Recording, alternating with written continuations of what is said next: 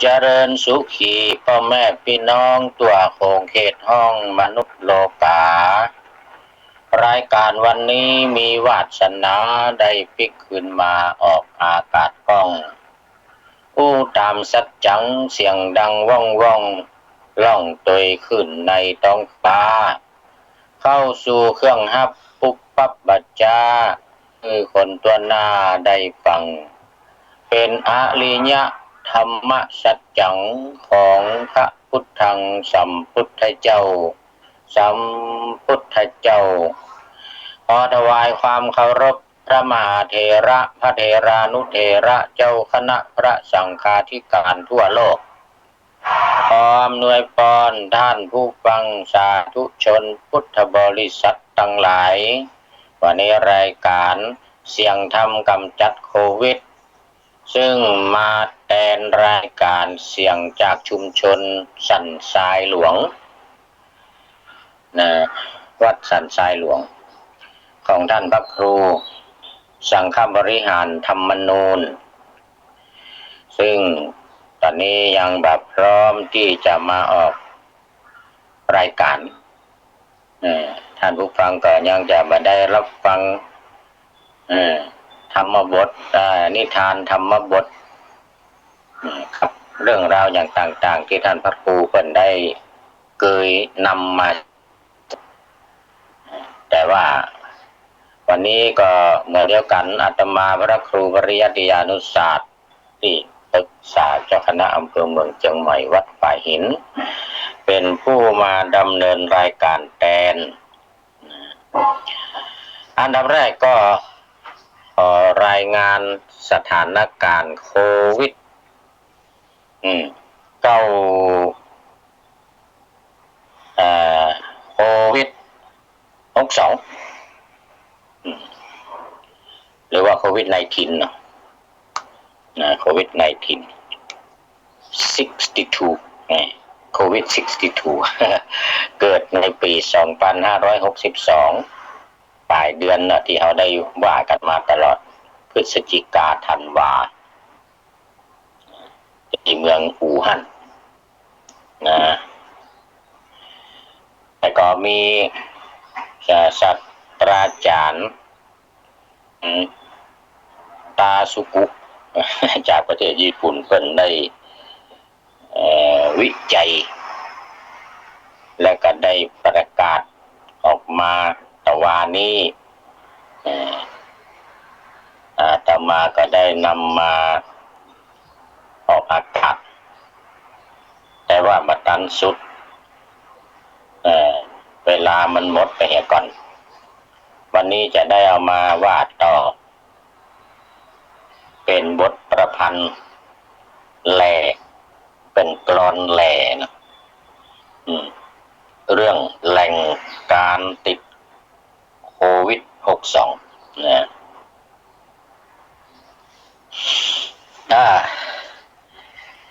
เหตุการณ์ในปัจจุบันทั่วโลกสะสมอยู่ที่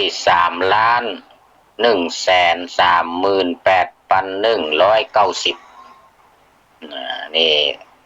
ข่าวล่าสุดตะวันนี้นะวันที่29วันที่29เมษายน2563สะสมเป็นสะสมทั่วโลก3,138,190ขึ้นหลัก3 ล้านมา2-3 วันแล้วเนอะ3 วันละแล้วก็ป่วยอาการหนักอยู่ห้อง ICU ของโรงพยาบาลนี่นะ56,965อันนี้50,000ปลายนี่56,000นี่ก็อาการหนักขั้นโคม่าแล้วก็น่าดีใจก็คือรักษาหายได้เหมือนกันรักษาหายไปก็คือ955,188อันนี้ทั่วโลกนะโอ้รักษาหายไปหมอเก่งนะแก955,188เสร็จแล้วก็ เอาแล้วเนี่ยคราวนี้มาบักให้ม่วนใจแล้วเนี่ย รายการสุดท้ายนี่ก็คือเสียชีวิตไปทั่วโลกมาเดี๋ยวนี้ก็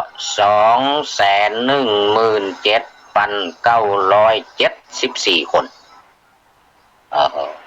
ตายกันเป็นแสน200,000ปลาย217,974 คนเฉพาะแต่ว่าวันเดียวนี่นะ6,916 คนนะทั่วโลกเฉพาะแต่ว่าวันเดียวอันที่สะสมใหม่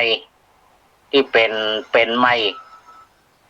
พ้นปะใหม่ไงนะ12,816ตาย6,916วันเดียวนะนี่นะตายวันเดียว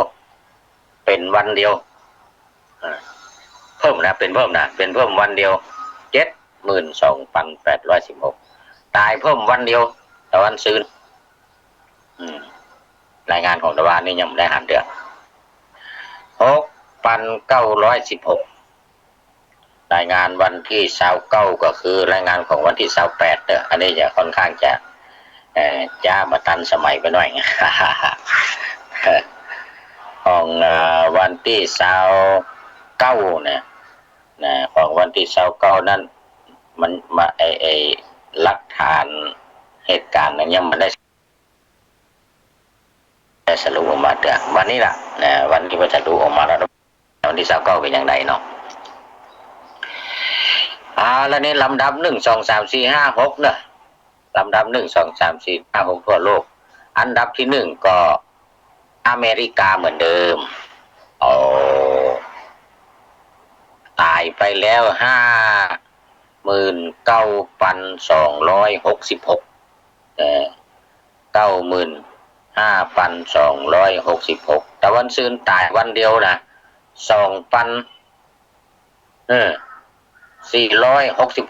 วันเดียวตาย2,000โอ้ทโมสังโฆอิเตยังเป็นเรื่องที่น่าวิตกแล้วก็เวลาวางกากันยังมาได้เตือทั่วโลกเลยนะอเมริกาอันดับ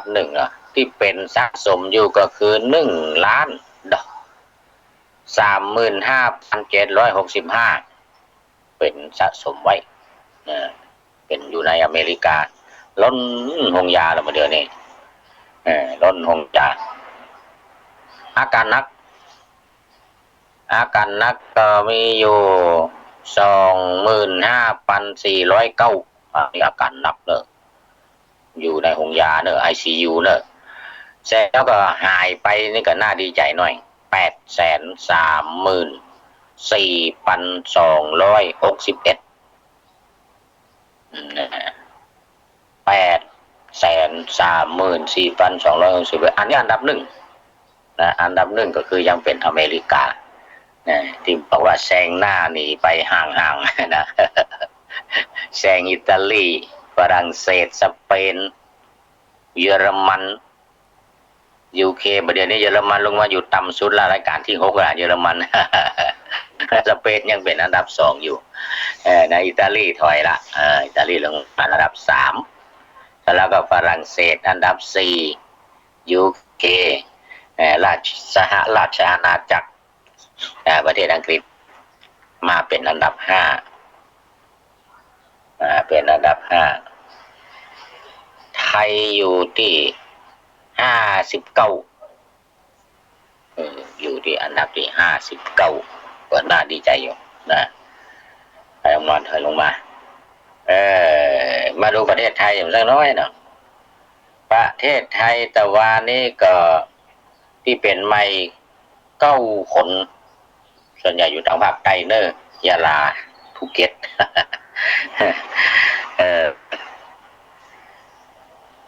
สะสมอยู่ปัจจุบันในประเทศไทย2,947จังหวะพิษอยู่เรื่อย2,947ถึง 3,000เกือบไปละ900ละ900ปลายละเกือบสัก40ปลายเนาะ40ปลาย43คนก็จะ 30,000นะแต่ก็น่าดีใจว่าหายไปรักษาหายขออภัยมันจะหายไปรักษาหาย2665อืม2,000ว่าพี่ถามอ่ะ2,665แล้วก็ตายไป54นะเนี่ย2 วันมันนี่ยังตายเพิ่มอีกก็ยังอยู่ที่54เนาะอันนั้นแต่วันซืนมาละนะแต่วันซืนนี่คือรายงานของวันก่อนซืนนะรายงานของวันก่อนซืน54 คน54 คนที่เสียชีวิตไปต้องขอทักษิณานุปทานแผ่บุญส่วนกุศลที่เฮามีช่วยกันศรัทธาญาติโยมแผ่บุญแผ่กุศลไปให้ผู้ที่ตายไปแล้วเป็นทักษิณานุปทานไปช่วยคำเตรียมตุ้มคือพ้นจากที่ยากพลาดในยังที่ทุกที่ปราณลำบากไปสู่ที่ดีสวรรค์ชั้นฟ้าในละปานก็ว่าไปเนาะโดยเจตนาด้วยความเมตตาธรรมหลังจากที่ตายไปแล้วเนี่ยต้องใจอุเบกขาแบบนี้แหละอุทิศส่วนกุศลตัวไปเฮ้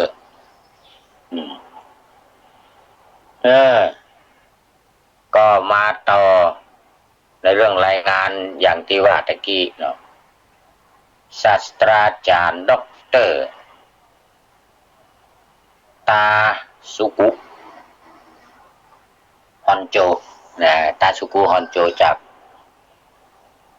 ประเทศญี่ปุ่นเป็นศาสตราจารย์ทางสรีรวิทยาหรือว่าทางการแพทย์ที่ใหญ่โตของประเทศญี่ปุ่นแต่ว่านี่ก็ได้อ่านบทประพันธ์มาถึงตอนที่ให้เครดิตแก่ CDC แต่ก็เป็นอย่างวันนี้ก็มาว่าทุกคนใหม่ว่าทุกคนตั้งแต่ต้นไปจนจบ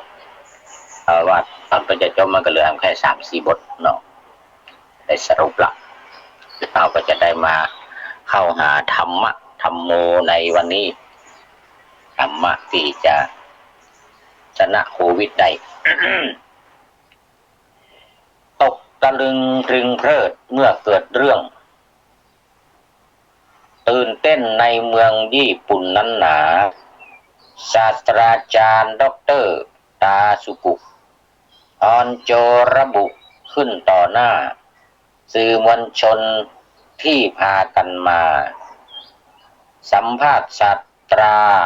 จารย์ฮอนโจศาสตราจารย์รายวิชาสรีรวิทยาการแพทย์ใหญ่โตของประเทศญี่ปุ่นกล่าวโชว์ว่าไวรัสโคโรนานี้มันมิใช่ธรรมชาติที่เกิดขึ้นเองเพราะว่ามันเก่งเกินขีดถ้าเป็นธรรมชาติจะไม่มีการส่งผลกระทบผ่านสู่คนทุกคนที่อยู่ในโลกใหญ่ใบนี้ตามธรรมชาติจะมีอุณหภูมิปะปนแตกต่างกันไปในประเทศนี้โน้นถ้าเหมือนกันจะส่งผลกระทบเขตที่มีอุณหภูมิเท่าประเทศจีนแต่มันไปหลายถิ่นบินไปทุกที่อย่างสวิตเซอร์แลนด์ดินแดนขจีเช่นเดียวกับที่เป็นทะเลทรายถ้าเป็นธรรมชาติจะปราดไปที่เย็นแต่นี่มันเป็นเช่นนั้นที่ไหนแทนที่มันถึงที่ร้อนจะตายแต่มันกลับไม่เป็นเช่นนั้นเลยในประเทศร้อนคนม้วยมอนกันพลันญี่ปุ่นอิหร่านก็ผลาญกันเฉยสิงคโปร์ไทยก็ตายตามเคยโควิดเจ้าเอ๋ยมันไม่เคยตายฉันทำวิจัยเกี่ยวกับสัตว์และไวรัสมาแล้วมากมาย40 ปีเห็นจะได้เชื้อโรคนี้ไม่ใช่ธรรมชาติจริงมันถูกผลิตมาอย่างสมบูรณ์พอฉันจึงได้ข้อสรุปดียิ่งว่าสหรัฐมีสายพันธุ์5 สิ่ง กลายพันธุ์แล้วดิ่งสู่หลายล้านคนที่ยังไม่ได้ทำการทดสอบจึงเห็นได้ชอบชัดเจนว่าผลแห่งมรณะของประชาชนจำนวนมากดลเครดิตแก่ CCD ของการจำแนกเชื้อไวรัสจัดในสหรัฐไม่นานมานี้โคโรนามีผิดประเภทไปจากไข้หวัดใหญ่กลายเป็นโคโรนาทราบข่าวว่ามีการเคลื่อนไหวของฟอร์ดเดทริกและการตายของโคโรนาไวรัสแพร่ในอิตาลีและอิหร่านเดือนพฤศจิกายนก่อนเกิดกระวนในอู่ฮั่นอีกนี่การระบาดของอู่ฮั่นครั้งนี้ฉันจึงได้มีความมั่นใจฉันสามารถพูดได้เต็มปากเชื่อได้เชื่อได้มั่นมากเชื่อได้มั่นมากว่าโควิดร้ายอเมริกาเป็นแหล่งเกิดกายระบาดก่อนไปเกิดในเมืองจีนนะอันนี้ก็เป็นข่าวออกมาจากประเทศญี่ปุ่นศาสตราจารย์ด็อกเตอร์ตาสุกุฮอนโจเป็นผู้เปิดเผยให้สัมภาษณ์แก่นักข่าวเอาละเรื่องราวเหตุการณ์ข้อมูลเกี่ยวกับเรื่องของโควิดวันนี้ก็พอสมควรเข้ามาสู่เนื้อหาสาระของธรรมะของธรรมะที่ได้นำเสนอมาโดยตลอดตั้งแต่ต้นว่าธรรมะที่จะสามารถป้องกันและกำจัดโควิดร้ายโรคร้ายโรคหาร้ายเนี่ยบ้านเปิ้นว่าโคโรนาไวรัสหรือเชื้อโรคโคโรนาบ้านเฮาว่าหาหมดอ่ะอย่างก็หาหมดอ่ะอันนี้ก็หาที่มันชื่อว่าโคโรนาก็แล้วกันเอาว่าหานี่หมายถึงเชื้อไวรัสร้ายต่างๆเนี่ยว่าหากำเมืองเขาว่าห้าไม่เอกเนอะอนหูไม่เอกตายห้าตายห้าตายหงตายห้านี่คือมีโรคภัยไข้เจ็บเข้ามาเบียดเบียนตายหงนี่ตกต้นไม้บ้องรถยนต์บ้องถูกยิงบ้องตกน้ำบ้องอะไรอย่างนี้นะเรียกว่าตายหงตายห้าตายหงนะอาธรรมะที่นำเสนอมาก็ลักใหญ่ใจความก็คือสติปัฏฐานสี่แล้วก็ขยายออกว่าไปแล้วเป็นร้อยหัวข้อเนอะผ่านไปแล้วเป็นร้อยหัวข้อก็ดูสิพอในสติปัฏฐานสี่นี่ก็สี่ละแล้วกายานุปัสสนานี่แถมหกเวทนาแถมห้าไปแล้วต่อได้ละเนี่ยสัญญาแถม10ไม่ใช่สัญญาเถอะอย่างเวลาจิตตานุปัสสนา8กู้เนาะ8กู้ก็คือ16นะ16ธรรมานุปัสสนานี่ว่าไปแล้ว6หมวดมีอย่างก้องนิวรณ์5ประธาน4อิทธิบาท4อริยสัจ4ขันธ์5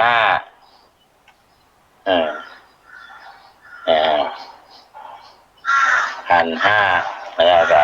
มรรค8หรอ100ฝ่ายแล้วก็นี่แล้วก็มาอยู่ในรายละเอียดธรรมานุปัสสนาอยู่ก็คือที่แบ่งไว้เป็นสมถกรรมฐาน40ที่เป็นวิปัสสนา73แค่2อย่างนี้ก็113แล้ว113แต่ว่าตอนนี้ยังอยู่ในรายละเอียดของวิปัสสนาในช่วงของ วิปัสสนากำจัดโควิดนะวิปัสสนาวิปัสสนาธรรมกำจัดโควิดเนาะวิปัสสนาธรรมกำจัดโควิดอินทรีย์22นะอินทรีย์22ก็ว่าไปแล้ว4 หมวดนะว่าไปแล้ว4 หมวดหมวดที่4ยังไม่จบแต่อินทรีย์22นะอินทรีย์22หมวดที่1มันก็คืออายตนะ6เนาะหมวดที่2ภาวะ3แล้วก็หมวดที่3เวทนา5แล้วก็มาหมวดที่4แต่ว่านี่ว่าไปหมวดที่4ในอินทรีย์22นะก็คือพละ5พละ5ศรัทธาวิริยะสติสมาธิปัญญาอันนี้ว่าไปแล้วทั้งป่าเนาะคราวนี้ก็มาหมวดเดี๋ยวยังอยู่ยังได้19 ข้อเหลือแถม3 ข้อที่21 22อันนี้เป็นหัวใจเนอสถาญาติโยมเป็นหัวใจในการกำจัดโควิดหรือป้องกันโควิดถ้ายังเป็นด้วยนะป้องกันโควิดเด็ดขาดก็คือมันเป็นผลของมันนะมันเป็นผลของตั้งแต่วันที่1ขันธ์5อายตนะ12ธาตุ18อินทรีย์22นี่นะที่ว่ามาทั้งหมดเนี่ยมันข้อที่21 22มันเป็นผลเนื้อสดาญาติโยมมันเป็นผลของการปฏิบัตินั่นก็คือได้แก่ข้อที่20อนัญญัตตัญญัตสามีตินสีอนัญญัตตัญญัตสามีตินริยมนี่นะก็คือรู้ในสิ่งที่ไม่รู้ไม่เคยรู้ยังไม่เคยรู้มาก่อนเป็นสิ่งที่แปลกประหลาดมาก เป็นสิ่งที่แปลกประหลาดมากสิ่งที่ไม่เคยรู้มาก่อนได้แก่โสดาปัตติมรรคนี่มันมีมรรคอยู่4 ผล 4เนาะมรรค4 ผล 4กลายเป็นนิพพาน1ไงนะมรรค4 ผล 4กลายเป็นนิพพาน1ไอ้ข้อที่20เนี่ยรู้ในสิ่งที่ยังบ่เคยรู้มาก่อนนั่นก็คือสังโยชน์3 ข้อในเบื้องต้นในโอลัมภาคิยสังโยชน์5 ข้อด้วยนะมี3 ข้อสักกายทิฏฐิวิจิกิจฉาสีรพัตตปรามาส3 ข้อนี้สถาญาติโยมหูแจ้งชัดเจนแต่ยังหลานได้เดือมันได้บรรลุเดือนนะข้อที่3นี่นะหูแจ้งชัดเจนว่ามันเป็นอย่างไรหูแจ้งชัดเจนก็คือว่าว่าสักกายทิฏฐิในการถือตัวถือตนว่าเนี่ยตัวตนเราเนี่ยมันเป็นเพียงการยึดถือสักกายทิฏฐินี่คือยึดถือว่าเป็นตัวเป็นตนความจริงแล้วมันไม่ใช่อย่างที่เราเคยเล่ากันมากันมามันเป็นเพียงธาตุ4ขันธ์5มันมารวมกันอยู่นี่ก็ได้มันมารวมกันอยู่นี่ก็เลยกลายเขาก็เลยสมมุติมันว่าเป็นตัวเป็นตนเป็นคนเขาเนี่ยถึงวันเนี่ยเป็นสักกายะเนี่ยเป็นสักกายะเนี่ยเป็นตัวเป็นตนเนี่ยอันนี้ข้อที่1รู้ชัดเจน2วิจิกิจฉาความลังเลสงสัยความลังเลสงสัยนี่ก็รู้ชัดเจนว่าทำดีได้ดีทำชั่วได้ชั่วพระพุทธเจ้ามีจริงสวรรค์มีจริงนิพพานมีจริงนรกมีจริงอันนี้คือมันมีความลังเลสงสัยแต่ว่าในข้อที่20เนี่ยเพียงแต่รู้ชัดรู้ชัดเรียกว่าเป็นมรรคเพียงแค่ว่ามรรคเป็นหนทางเลยอีกอย่างนึงเขาเรียกว่ากระแสเข้าสู่กระแสของพระนิพพานของความเป็นอริยบุคคลเข้าสู่กระแสมาเรื่องความสงสัยทั้งหลายเนี่ยจะรู้แจ้งว่าทำดีเนี่ยจะได้ดีทำชั่วจะได้ชั่วความดีมีจริงความชั่วมีจริงนรกสวรรค์อย่างมีจริงอันนี้รู้ชัดเจน ข้อที่3ศีลปตปรมาสสรู้ชัดเจนว่าสิ่งที่ปฏิบัตินั้นผิดการทรมานตัวตนพระพุทธเจ้าทำมาแล้ว6 ปีแล้วมันบรรลุอันนั้นเป็นทางที่ผิดอันนี้เราว่าคือศีลพรตนะศีลปตปรมาสการปฏิบัติทรมานต่างๆนั้นเป็นทางที่ผิดไม่ใช่ทางที่ถูกต้องในกลางมัชฌิมาปฏิปทามีมรรค8หนทาง8เส้นเป็นทางดำเนินการนี่หูชัดเจนอย่างนี้สักกายทิฏฐิวิจิกิจฉาศีลปตมาสปรามาสนะศีลปตปรามาสชัดเจนแบบนี้เรียกว่าอนัญญัตตัญญัตสามีตินสีข้อที่20อินทรีย์22ข้อที่20หูชัดเจนเรียกว่าได้โสดาปฏิมรรคถึงโสดาปฏิมรรคหรือบรรลุโสดาปฏิมรรคบรรลุโสดาปฏิมรรคอันนี้แน่นอนอ่ะโควิดไม่ต้องกลัวอย่างสักอย่างมันมาถือตัวถือตนนะหรอกโควิดเข้ามากับสักแต่ว่าโควิดอ่ะ สักแต่ว่าโควิดละมันนะมันเป็นธรรมดาเป็นธรรมชาติเป็นธรรมดาของมันนะตายเป็นตาย อันนี้คือวางใจได้มายึดถือมายึดมั่นในตัวนี้แล้วเอาละวันนี้ก็ขอฝากเนอะข้อเดียวข้อที่20ในอินทรีย์22อนัญญัตตัญญัตสามีตินสีลงท้ายโดยบทประพันธ์ต่อจากตวาให้เป็นตอนที่8นะกลอนตลาดเหตุการณ์โควิด62จบบทกลอนนี้ก็จะขอเจริญพรอำลาเนอสถาญาติโยมย้อนมากล่าวเล่าเหตุการณ์ผ่านมาต่อเชิญแม่พ่อพวกพ้องฉันอ่านอันใหม่29กุมภาประเทศไทยมีคนเสียชีวิตไปรายแรกจริง1 มีนา2562ต้องใช้หน้ากากอนามัยให้ยิ่งทั้งกระดาษและผ้ายาประวิงเพราะเป็นสิ่งสำคัญกันโรคภัยในช่วงต้นหลายคนว่าไม่น่าสวมยกเว้นหมอเพราะอยู่ร่วมกับคนไข้ไม่จำเป็นสำหรับตัวคนทั่วไปป่วยจึงใส่เพื่อไม่ปล่อยเชื้อลอยลมหมอในอเมริกาประกาศห้ามอิตาลีทำตามความเห็นสมหลายประเทศเชื่อตามความนิยมผลสุดท้ายตายกันจมตรมอุราอิตาลีตายเกลื่อนกลาดเป็นชาติแรกอิหร่านแหกโค้งแซงเส้นตายเป็นบ้าฝรั่งเศสเยอรมันอเมริกาขึ้นแซงหน้าอิตาลีหนีห่างไปขอเจริญพร